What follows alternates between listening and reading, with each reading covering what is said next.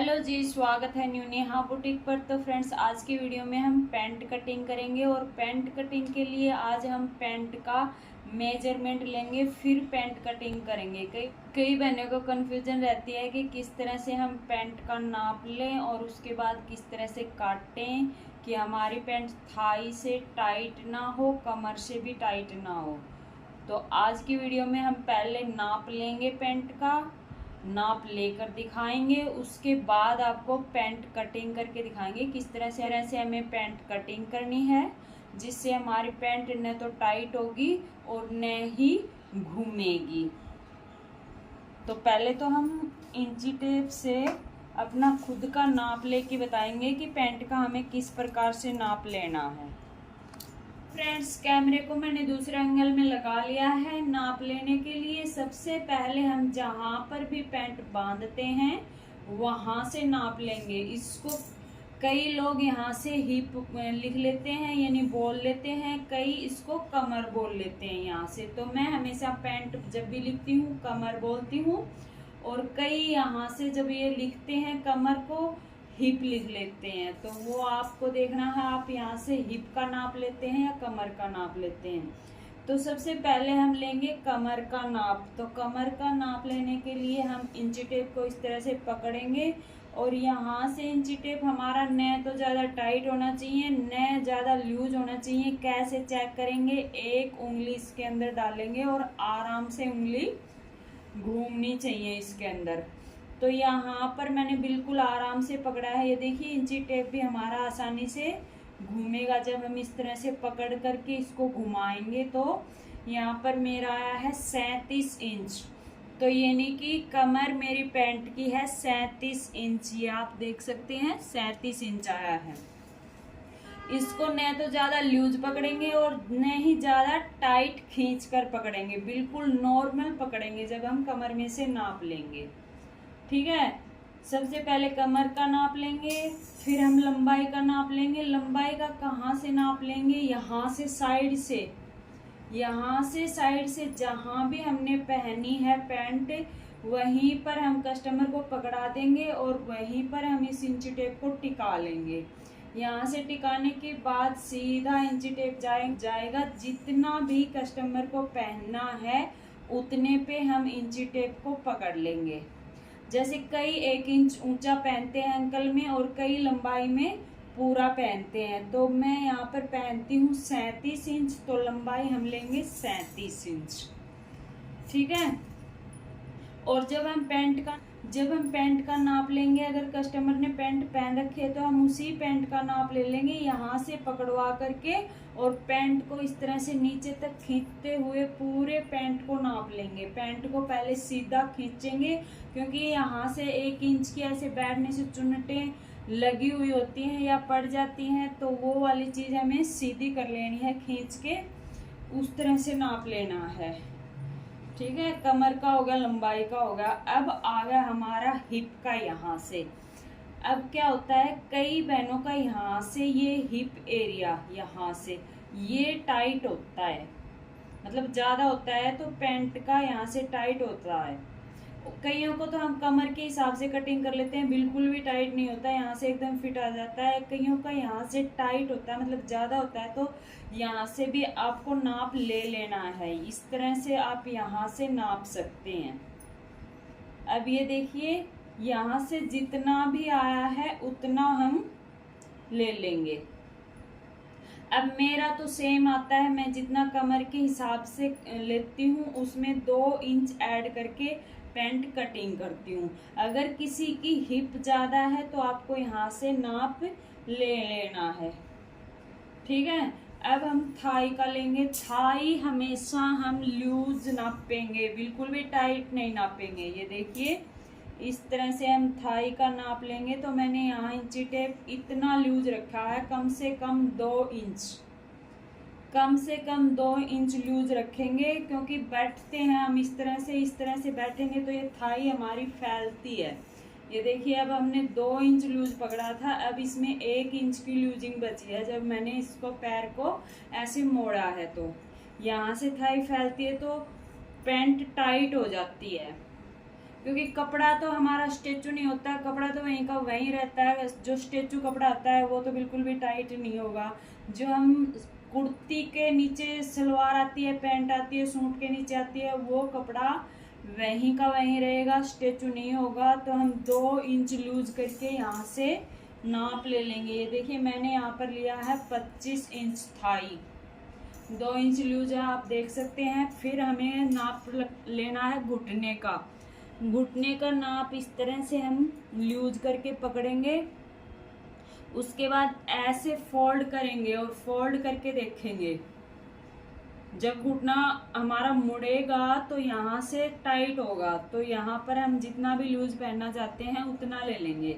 अब मैंने यहाँ पर लिया है 18 इंच, तो ये ठीक है, ये लूज है। ज़्यादा लूज पहनना तो हम यहाँ पर 19 इंच भी ले सकते हैं, ठीक है। अब मोहरी आपकी मर्जी के हिसाब से आप जितना पसंद करते हैं उतने पे पहन सकते हैं।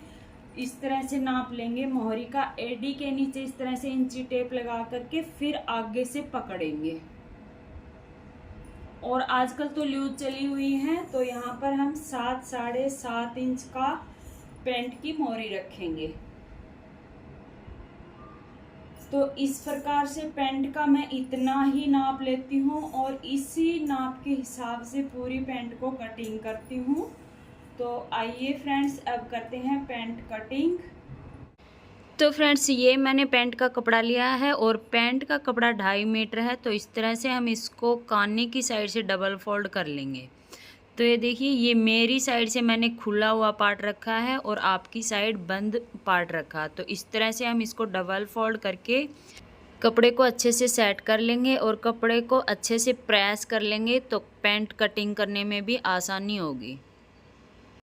और अब कपड़े में अगर कान है तो सबसे पहले उसको निकालेंगे, क्योंकि कान की वजह से हमारी पैंट पूरी गड़बड़ हो जाती है, इसलिए कपड़े में से कान निकालना बहुत ज़रूरी है। और अब हमारी जो पैंट की कमर थी वो थी 37 इंच, और यहाँ साइड में जो कानने वाला कपड़ा है उस पे हम निशान लगा देंगे, उसको हम नाप में नहीं लेंगे। तो कमर 37 है, उसका 4th पार्ट 9.25 इंच पे यहाँ मैंने निशान लगाया है और 2 इंच मैंने यहाँ एक्स्ट्रा लिया है ल्यूजिंग के लिए।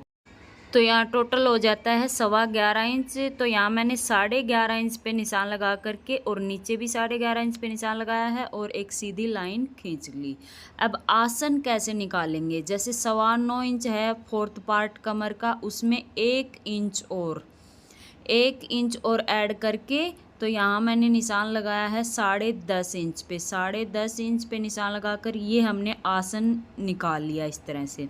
अब थाई हमारी थी 25, हमने यहाँ पर लिख लिया, और घुटने हमारे थे 19, तो हम यहाँ पर हमने 20 लिख लिया, और 7.5 इंच हमने मोहरी तैयार करनी थी।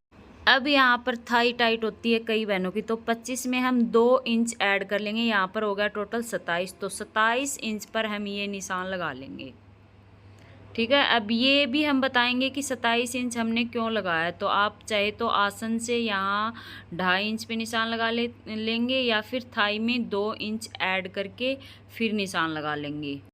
अब पैंट का क्रोच एरिया की गोलाई हम इस तरह से दे देंगे। अगर आपके पास सेपर नहीं है तो यहाँ से 1.5 इंच पे इस तरह से निशान लगा के फिर इस गोलाई को आप बना सकते हैं। तो ये तो हो गया हमारा क्रोच एरिया। अब यहाँ से लेके और नीचे तक हम पैंट की लंबाई का निशान लगाएंगे। पैंट की लंबाई है 37 इंच, तो यहाँ हम 36 इंच पे निशान लगा लेंगे, क्योंकि 1 इंच जब हम ऊपर बेल्ट लगाएंगे तो उसमें हमारी पैंट बढ़ जाएगी। तो यहाँ हम 36 इंच पे निशान लगा लेंगे। और निशान मैंने यहाँ से लेके वहाँ तक इसलिए लगाए हैं क्योंकि जब हम कई बार स्केल से खींचते हैं तो कहीं से ऊपर नीचे थोड़ा बहुत हो जाता है, वो बिल्कुल भी नहीं होना चाहिए, इसलिए मैंने ऐसे निशान लगाए हैं। अब नीचे जितना कपड़ा हमें मोरी के लिए फोल्ड करना है उतने पे निशान लगा लेंगे। तो ये देखिए, अब यहाँ से और यहाँ तक जितना भी बीच सेंटर आता है इसका बीच सेंटर इस तरह से निकाल लेंगे और यहाँ निशान लगा लेंगे।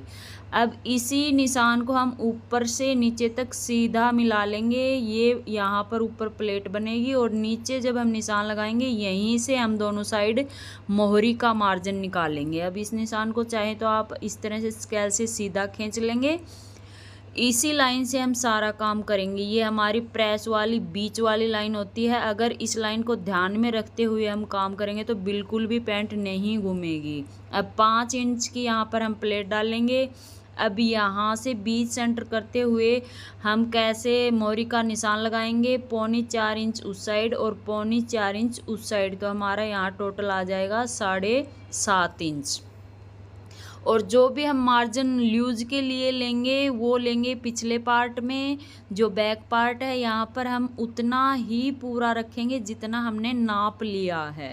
तो इस तरह से शेपर से हम इस शेप को नीचे तक मिला लेंगे और इसी शेप पट्टी को फिर पलटते हुए दूसरी साइड भी ऐसे ही निशान लगा लेंगे। तो जब ऐसे निशान लगाएंगे शेपर से तो यहाँ दोनों साइड से हमारा 1-1 इंच कम हो जाता है, इसलिए मैंने 25 में यहाँ 2 इंच ऐड किए थे। अब मैं आपको माप करके थाई चेक करवाती हूँ।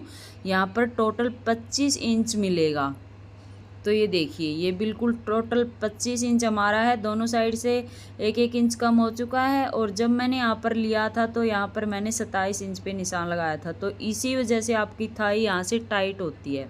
अब ये देखिए, घुटना भी हमारा ठीक है 20 इंच पे, और मैंने नाप में लिया था 20 इंच। अब यहाँ 19 इंच, सॉरी, अब यहाँ मैंने 20 इंच इसलिए लिया है क्योंकि वो मैंने अपना नाप लेकर दिखाया था। और ये है कस्टमर की पैंट, बाकी सारा सेम है, सिर्फ यहीं से उसका 1 इंच का फ़र्क था, इसलिए मैंने यहाँ पर 20 इंच लिखा है। तो सेम इसी लाइन से हम पैंट को कटिंग कर लेंगे। और ये मैं साथ के साथ इसलिए बता दे रही हूँ कि क्योंकि कई बार फिर बाद में बहनें मैसेज करती हैं, आपने 19 लिया था नाप में, यहाँ आपने 20 लिख दिया। तो वो नाप मैंने समझाने के लिए लिया था, बाकी सारा नाप सेम था, सिर्फ घुटने पर से ही 1 इंच का फ़र्क था। इसलिए मैंने सोचा कि मैं खुद का नाप लेकर के फिर पैंट कटिंग करूँगी तो शायद आप लोगों को अच्छे से समझ में आएगा। अब एक पार्ट हमने पैंट को कटिंग कर लिया अच्छे से। अब दूसरे पार्ट को हम फिनिशिंग के साथ सेट कर लेंगे और इसके ऊपर इसी पार्ट को सेट कर लेंगे। और अब देखिए, आसन की साइड से मैंने इस पार्ट को कटिंग किया है और जो मेरी साइड है वहाँ से अभी तक मैंने इसको कटिंग नहीं किया है। वो इसलिए नहीं कटिंग किया है, जब हम इसको पूरे को कटिंग कर लेते हैं तो इस प्रकार से जब दूसरे पार्ट पे इसको सेट करते हैं तो वो बराबर से सेट नहीं हो पाता, थोड़ा बहुत इधर उधर हो जाता है, वो फिर पैंट को ख़राब कर देता है। इसलिए मैंने मेरी साइड से इसको कटिंग नहीं किया है अभी तक। तो ये देखिए, दूसरा पार्ट जब है इसको सेट करेंगे तो ऊपर से हम 4 इंच का कपड़ा छोड़ देंगे और आसन वाली लाइन को सीधा खींच लेंगे और यहाँ पर 2 इंच पर पीछे वाला पार्ट एक्स्ट्रा लेके यहाँ इस लाइन को सीधा कर लेंगे। ठीक है। अब यहाँ से भी हमने 2.5 इंच पे निशान लगाया है ज़्यादा और नीचे से हम लगाएंगे 1.5 इंच का, मोहरी की साइड से ज़्यादा। जो पीछे का पार्ट होता है उसमें ही हम ज़्यादा कपड़ा लेते हैं मार्जिन का, और जो लूज होता है थोड़ा बहुत उसका। तो इस यहाँ से आसन और मोरी वाली दोनों लाइन को इक्वल कर लेंगे, शेप पट्टी से मिलाते हुए निशान लगा लेंगे। अब यहाँ क्रॉच एरिया का फिर से निशान लगा लेंगे। तो इस प्रकार से हमने ये गोलाई बना करके क्रॉच एरिया पे निशान लगा दिया। अब ये आगे वाला पार्ट है, इसके सामने देखिए इस तरह से निशान खींच के और ऊपर की साइड हम बढ़ा करके 2.5 या 3 इंच तक निशान लगा सकते हैं। ठीक है, 2.5 या 3 इंच तक निशान लगा लेंगे। फिर शेपर से यहाँ से निशान को और दूसरी साइड से मिलाते हुए इस तरह से हल्का सा गोलाई में आएगा, तभी हमारी पैंट अच्छी बैठेगी। इसमें हम बिल्कुल सीधा नहीं करेंगे यहाँ से। तो इस तरह से अब हम इसको कटिंग कर लेंगे। तो मैं आशा करती हूँ कि आपको अच्छे से चीज़ें समझ में आ चुकी होंगी। अगर अब भी नहीं आई है तो आप फिर से, मेरे को किसी को डाउट है तो कमेंट करके पूछ सकते हैं।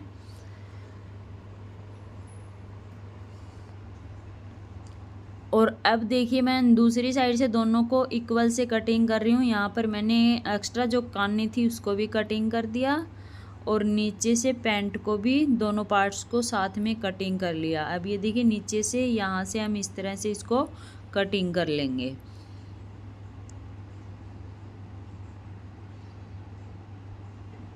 अब जहाँ पर हमने निशान लगाए हैं घेरा मतलब मोरी फोल्ड करने के लिए, वहाँ से हम इस तरह से कट लगा लेंगे, तो सीलते समय हमें आसानी रहेगी यहाँ से फोल्ड करने में। अब जहाँ हमने प्लेट के निशान लगाए हैं ऊपर, वहाँ से भी हम कट का निशान लगा देंगे, मतलब कट करके छोड़ देंगे। अब ये जो कपड़ा है इसमें से हम निकाल लेंगे पॉकेट। तो पॉकेट के लिए मैं लंबाई में लेती हूँ 13 या 13.5 इंच कपड़ा और चौड़ाई में लेती हूँ 6 इंच तक।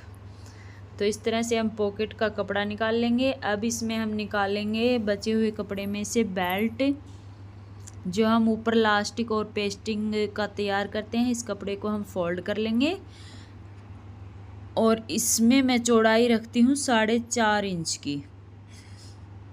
तो 4.5 इंच की चौड़ाई में बेल्ट को कटिंग कर लेंगे और लंबाई तो हम अंदाजे से ज़्यादा ही रखेंगे, बाकी बाद में अगर कपड़ा एक्स्ट्रा हुआ तो कटिंग कर देंगे। तो इस तरह से कटिंग कर लेंगे और इसको बाद में बीच सेंटर से भी कट कर देंगे।